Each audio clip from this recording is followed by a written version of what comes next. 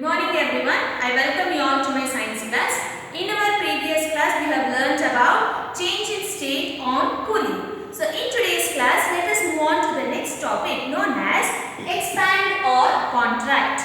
So the aim of today's class is identify that most things expand on heating and contract on cooling. So what exactly is the meaning of expand, contract? Now, have you seen a balloon? Yes, have you seen a balloon? Yes, when you blow this balloon, what happens to this balloon? What can happen to this balloon? It will, yes, it will expand. It is going to expand, isn't it? So, look here, I fill air into this balloon. So, what happens here is it is expanding. So, what is the opposite word of expand? The opposite word of expand is contract. So when I release the air away from this balloon, it contracts or it shrinks, isn't it? So what happens when things contract? So we should find out. And how this expansion and contraction happens, that also we need to know. So with an activity I am going to explain you what exactly we mean by expand and contract. The activity is as like this. First thing, I have to blow the balloon such that it is slightly bigger than a cup. I have to take a cup and the mouth of the cup and close its mouth tying a knot. So I have to tie the balloon with a knot or put a rubber band. Now I keep the balloon on the mouth of the cup and keep the cup inside a tub, okay, or a bucket. I need to pour ice water on the balloon so that I have to rotate my hand. And when the balloon is there, I have to rotate the balloon so that the water is evenly circulated throughout the balloon. So why am I doing this? See, actually I have blown a balloon here. Okay, so I have taken a cup. So I want to fit this balloon inside this cup, which is not possible because the size is bigger than the cup. So what I can do is, air is filled inside the cup, it has expanded, isn't it? It has expanded. Through this experiment, what I have to show you is, I have to fit this balloon inside this cup. So how am I going to do this is, I have taken a bucket here instead of a tub. So I am going to place this balloon, the mouth of the balloon is tied and I am going to place this balloon inside the cup. Then I have kept ice water. I have placed ice water here and I am going to pour this ice water. Observe carefully. So when I am going to pour ice water into this, observe carefully what happens to the balloon. Okay, so I have to rotate evenly, no children. So I carry this balloon in my hand so it is easy for me. Look at this. See, when I am doing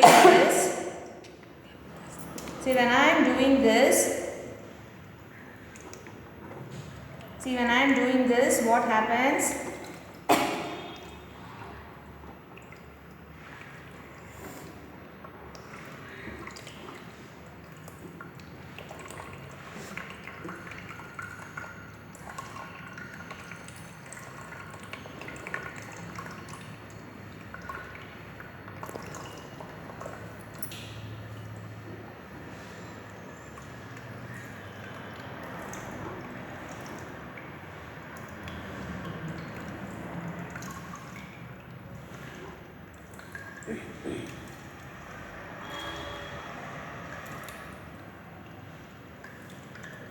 Can you see here what is actually happening?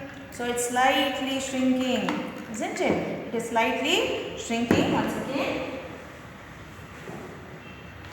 we still have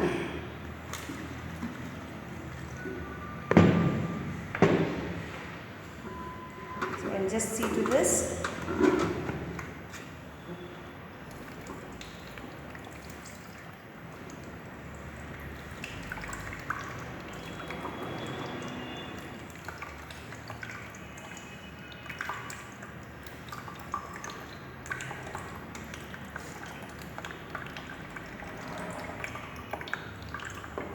Once again, you can observe, I am repeating this expansion and contraction. Can you see this? Yeah. Look here.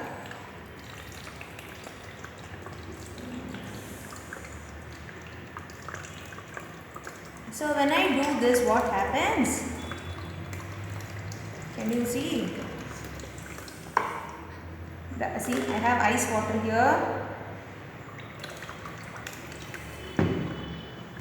Yes, once again, it's not.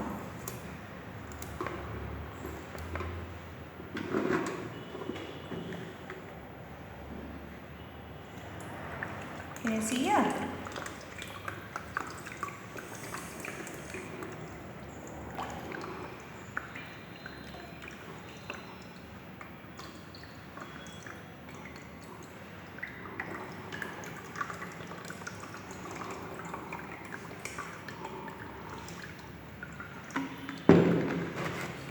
So we have to repeat until the balloon is shrinked. Okay, we'll add some more water to this bottle.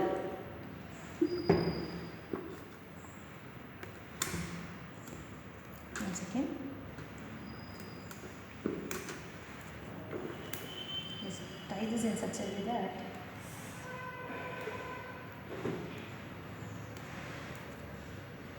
once again. So what happens is, no children, the particle inside this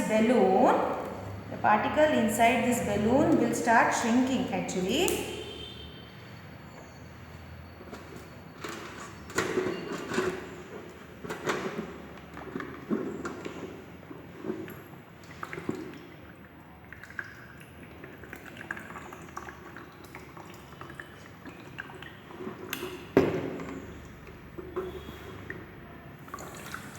Can you see?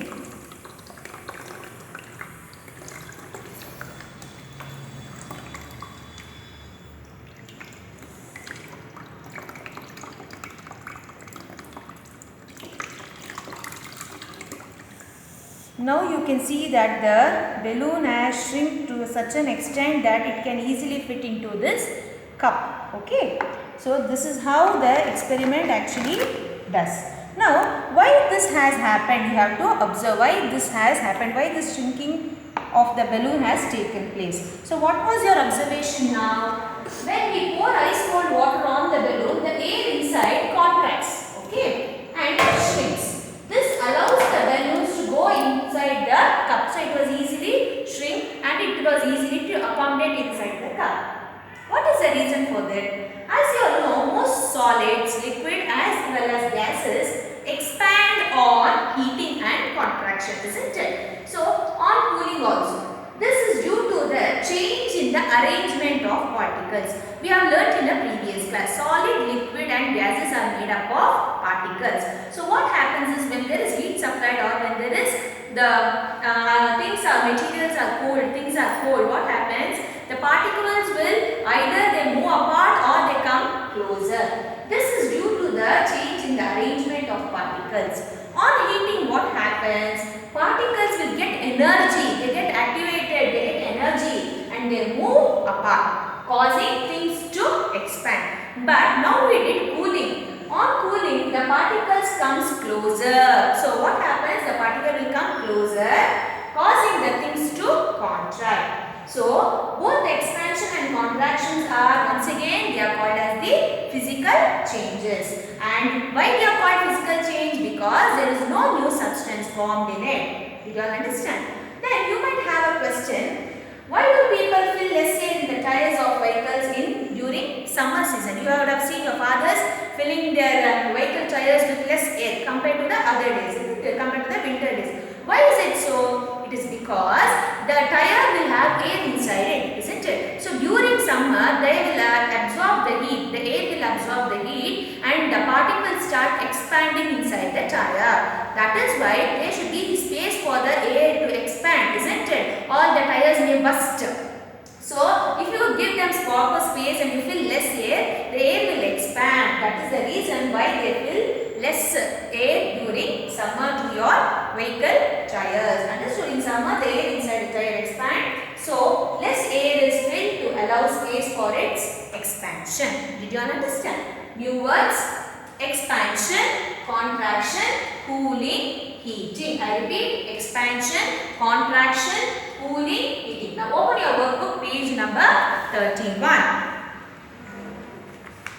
So, write whether the air in the balloon will expand or contract when we put an inflated balloon in a tub filled with cold water. What will happen? Now we did. Put an inflated balloon in a tub filled with warm water. So, you have to write the opposite of this, opposite of the first answer here. Now, what causes most things to expand on heating and contract on cooling? Draw a diagram to support the answer. You have to draw the diagram and you have to write the answer also. What will support them? Why it is happening? Why there is expansion? Why there is contraction? What happens to the particles? All that you have to mention. Rajat was hungry and decided to eat bread with jam. He took the bottle of jam with the refrigerator, but was unable to open the metal lid. So that lid was very tight. He was not able to open. Why did the lid become tight on keeping it in the refrigerator? What is the reason? So the reason is that why?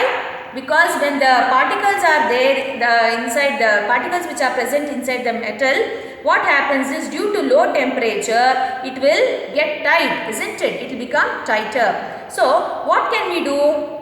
See, give Rajat an idea to help him to open the bottle. But now he has to open the bottle. So what can we do is, we should do the opposite process. What is the opposite process? Opposite of freezing, the inside the jam bottle was inside the refrigerator. Now you are going to keep it out, and what else you can do to help him to open the bottle? So what can we do is, we can either heat the lid to open it, not the bottle itself. Okay, only the lid you can just warm up so that you can easily open the lid, so that there is expansion.